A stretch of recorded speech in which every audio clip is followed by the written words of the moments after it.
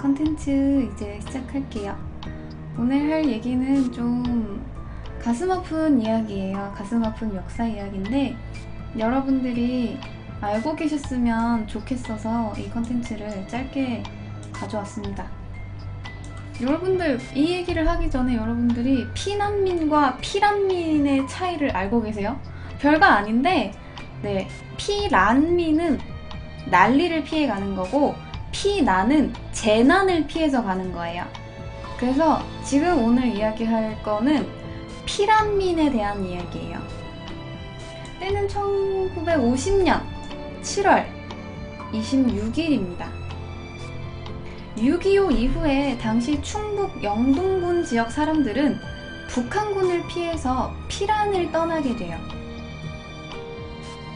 아침에 떠나왔는데 피란을 가면서 짐도 바리바리 싸고 있었고 아이들도 데려가야 되니까 손잡고 속도를 맞춰서 걷느라 피란민들은 점점 느려졌어. 그래서 점심때가 돼서야 바로 옆마을 노근리에 도착하게 됩니다.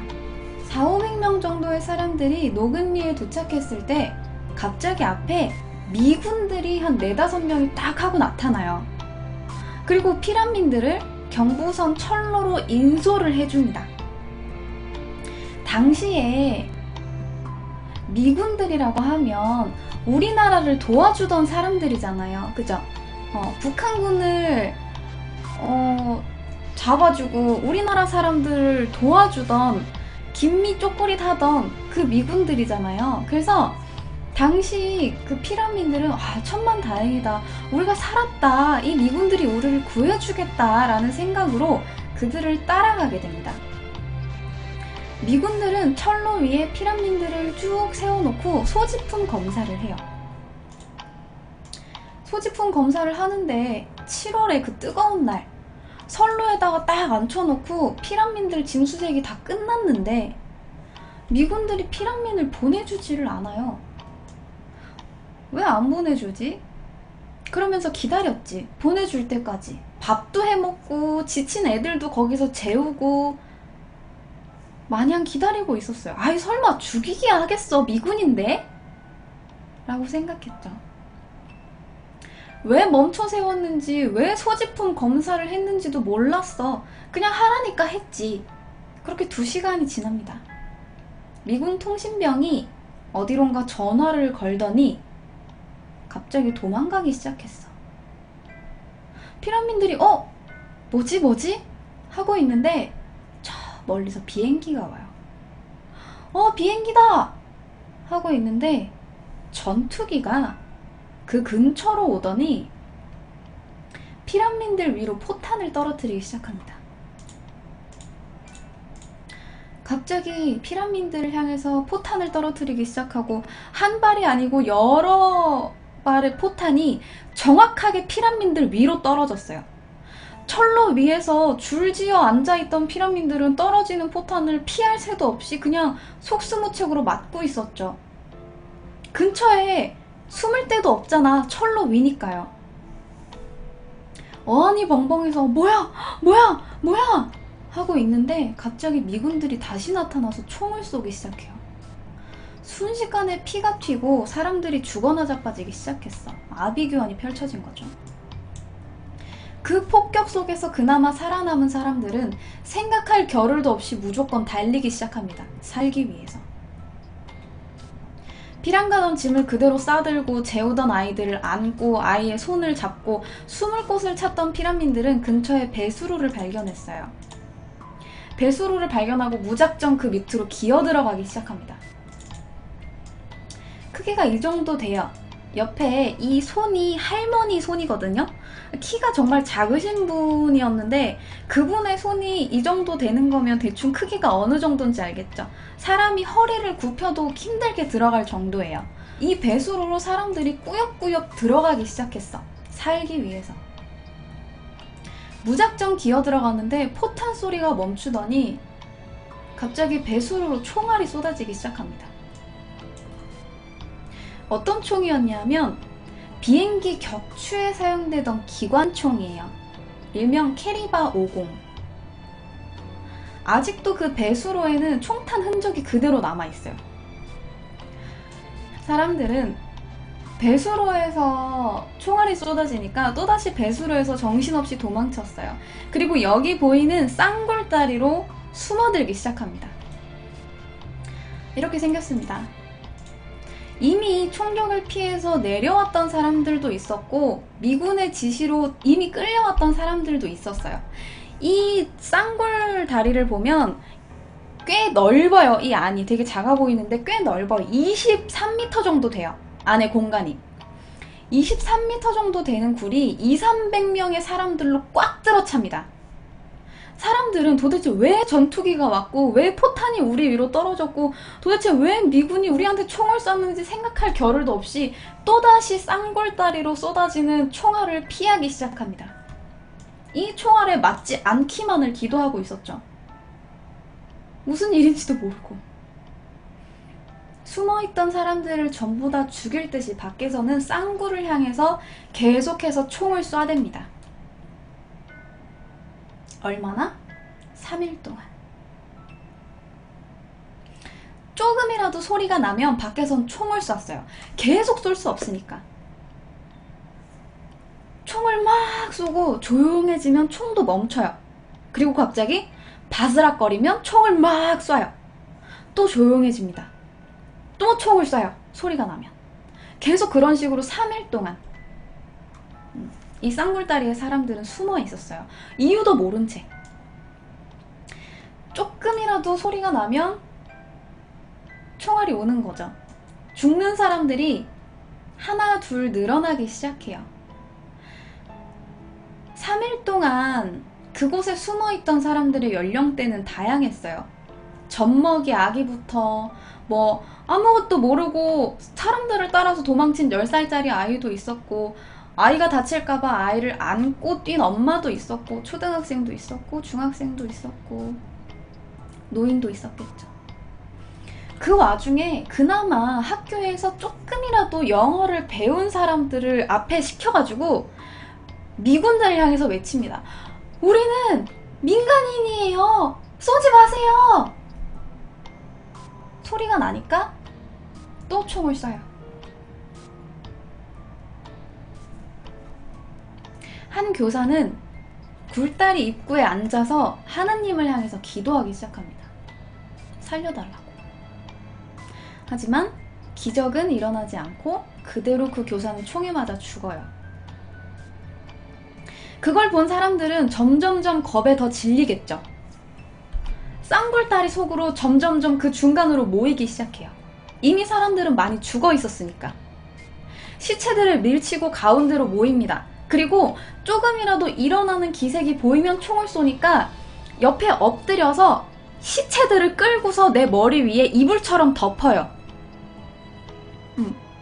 누군지도 모르고 그냥 엎드려서 죽은 척 해야 되니까 시체를 덮고서 죽은 척하고 계속 가만히 있는 거야. 숨소리도 제대로 못 내고. 근데 아까 말했듯이 도망친 사람들의 연령대는 다양했어요. 그 상황에서 배고픔과 두려움에 인해서 아이가 울기 시작합니다. 한 아이가. 사람들은 비난하기 시작했어요. 계속해서 아이가 울면 아이를 죽이려고 밖에서 총을 쏘니까요. 놀랬겠죠, 사람들. 사람들은 그냥 무서웠던 거야. 아이가 잘못했다고 생각한 게 아니라 그냥 죽을까봐 너무 무서워서 아니, 애 좀 조용히 시켜요. 우리 다 죽겠어. 그러니까 이 아이의 엄마는 이미 총을 맞고 죽은 상태예요. 아빠가 이 아이를 데리고 도망친 상태였는데 아빠는 아이를 어떻게 달랠지 모르잖아. 아니, 배가 고픈데 젖을 먹일 수도 없고 계속 안고 달래는데 아이가 우니까 어쩔 수 없이 살기 위해서 아빠는 이 아이를 데리고 조용히 물가로 데리고 갑니다. 그리고 자기 손으로 물에 빠뜨려서 익사시켜요. 다른 아이가 배가 고파서 우니까 엄마는 아이를 달래기 위해서 시체들을 치우고 고개를 이렇게 딱 듭니다. 고개를 든 순간 총이 빵! 그대로 총에 맞아 죽습니다. 3일 동안 그 시체들 속에서 살기 위해서 엎드려서 아무것도 못한 상태로 그냥 가만히 있어야 되잖아요. 배도 고프고 목도 마르겠죠. 배고픈 건 어떻게 할 수 없어도 목이 마른 건 진짜 힘들잖아요, 여러분들. 목이 말라서 물을 마시려고 해도 물이 없으니까 근처에 흥건하게 고여있던 핏물을 마시기 시작합니다. 그 핏물을 마시고서라도 살아남기 위해서. 살아야 하니까. 핏물이 이만큼 고여 있었대요. 그 핏물을 마시고 사람들이 갈증을 달래기 시작합니다. 미군들은 이 쌍골다리가 뚫려 있잖아요. 여기 사진 보시면 양쪽에서 100m 밖에서 기관총을 설치해 놓고 쐈어. 거의 그냥 다 죽이겠다는 얘기죠. 사령관이나 장교급은요, 무고하게 보이는 흰옷의 무리 중 상당수가 인민군이다. 이들을 다 쏴서 죽여버려야 된다. 피란민 중 단 한 사람도 전선을 넘을 수 없고 무리지어 다닐 수 없다. 라는 지침을 내세워서 이들을 다 죽일 것을 명령합니다. 1기갑연대대가 피란민들을 학살해요. 그래서 아니 그 군인 중에는 그래도 아이도 있고 여자도 있는데 이 사람 어떻게 다 그냥 막 명령 떨어진다고 어떻게 다 죽여요? 아이랑 여자도 죽입니까? 라고 물어봤는데 다 죽여! 라는 명령이 내려진 거죠. 그래서 그냥 그들은 명령에 따라서 다 죽일 수밖에 없었어요. 그렇게 3일 동안 많은 사람들이 죽고 10명 남짓한 사람이 나중에 그 굴에서 빠져나올 수 있었어요. 사망자가 130여 명 정도 됩니다. 공식적으로는 그런데 이 당시에 살아남았던 사람들 이야기로는 더 많았다고 해요. 얼굴을 알아볼 수 없는 무연고자들을 피란민들이 거기서 다 묻어줬대요. 그래서 더 많다고 하더라고요. 근데 원래는 애초에 왜 피란민이 됐냐 하면 이 사람들은 마을에서 뒷산에 그냥 굴을 파두고 거기서 숨어있던 사람들이에요. 마을 사람들. 밖에는 전쟁한다고 난린데 우리는 그냥 뒷산에서 굴 파놓고 거기서 그냥 생활하는 거예요. 농사를 지어야 되는 남자들을 제외하고 여자나 어린아이나 뭐 노약자들은 그냥 그 굴 안에서 생활을 하는 거야. 근데 그렇게 생활을 하다가 갑자기 미군이 와서 이렇게 이야기해요. 노근리 근처가 전투 지역이 될 가능성이 높으니까 빨리 도망쳐야 된다. 빨리 피난 가야 된다. 짐을 싸서 모여라. 라고 해서 이 노근리 근처에 있는 주곡리라는 곳이랑 임계리라는 곳에 있는 사람들이 물건을 챙겨서 600여 명 정도가 우르르 모인 거야. 그래서 그 사람들이 피란민이 됐던 거예요. 당연히 미군을 따라 나서면 살 수 있을 거라고 생각했던 거지. 미군은 우리를 도와주는 사람들이니까. 그렇게 앞에 뭐 인계자도 없이 그냥 무작정 짐 싸서 도망가는 거예요. 이 근처가 그냥 여기가 전투 지역이 된다니까. 살아야 되니까. 거기를 따라 나서지 않은 사람은 그 마을에 몇 명 없었어. 그렇게 사람들은 길을 떠났고 노근리 근처에 왔고 미군을 만나서 철길에서 폭격을 당한 거죠. 이건 다 우리나라 사람들의 주장이에요. 이거는 우리나라에서 아직도 살아남아 계신 생존자분들의 이야기예요. 이 사진도 제가 다큐멘터리에서 가져온 사진이거든요. 총에 맞아서 코가 아예 없어진 분도 계시고 옆구리에 총알이 스쳐 지나가지고 옆에 상처가 다 길게 남은 분도 있고 아무튼 정말 많아요. 근데 이건 다 우리나라 이야기고 미군의 이야기를 들어보면 당시 이제 나이가 든 미군들은 그때 한 소문이 있었대. 근데 그게 뭐냐 하면 피란민 중에 아이를 업고 있는데 아이가 너무 막 자지러지게 울더래. 왜 이렇게 우는지 몰라서 그 애 괜찮아요? 하면서 애를 딱 봤는데 엄마 등과 아이 사이에 소형 무전기가 있었다는 거야. 인민군이라 이거지. 북한군이 거기에 숨어 있었다. 피란민을 가장하고가 이제 미군들의 주장이에요. 피란민들이 무기를 가지고 있었고 피란민들 사이에 인민군이 숨어 있을지도 모른다. 군사작전 지역에 피란민들이 몰려있다면 당연히 수상해 보일 수밖에 없다. 입니다. 그냥 학생 학살을 하려고 했던 게 아니라 어쩔 수 없이. 근데 당시 도망치던 분들의 이야기를 들으면 이 사람들은 농사 짓던 사람들이잖아. 그러면 들고 가는데 뭘 들고 가겠어? 먹고 살아야 되니까 부엌칼 들고 갔겠죠. 밭도 매야 될 테니까 호미 들고 갔겠죠. 농기구를 들고 가고 부엌칼을 들고 가고 낫을 들고 가고 이걸 그냥 다 뺏긴 거야. 이게 다 무기라고 해서. 무전기 이야기도 그냥 그런 이야기가 후방에서 있었다 정도야. 발견한 게 아니야. 미군은 이걸 인정하지 않았어. 아예 인정하지 않았어. 우리가 어떻게 양민을 죽일 수 있냐. 그들은 인민군이었다. 원래 쌍굴 안에서 갑자기 총소리가 났고 쌍굴에서 우리를 공격했다. 우리는 정당방위였다 라고 이야기를 해요. 근데 그 쌍굴 안에 숨어있던 분들 이야기를 들으면 아무도 무기 같은 걸 소지하고 있지 않았대요. 그래서 이거를 계속해서 인정하지 않고 있었어요. 미국이. 시간이 너무 지난 상태고 이거는 우리가 정당방위고 어떻게 해줄 수 있는 사안이 아니다 라고 해요. 그런데 1999년에 AP통신이 노근리에서 있었던 일이 학살이었다는 증거를 발견을 합니다. 노근리 사람들을 죽여라 라는 그 문서가 발견이 된 거야. 그래서 이거를 일면에 실었어요. 이걸 계기로 AP통신은 퓰리처상 보도부문 상을 수상을 하게 됩니다. 당시 미군이 피란민들을 학살하라고 내렸던 명령이 뭐였냐면 오늘 방제입니다. Kill them all. 다 죽여라. 여자고 애고 남기지 말고 그냥 다 죽이라는 거야. 진실이 밝혀지니까 미 클린턴 대통령은 이제서야 이제 노근리에서 있었던 일들의 진상조사를 명령을 하게 됐고 이 진상조사단이 노근리를 방문을 하면서 그제서야 조사가 진행이 된 거죠.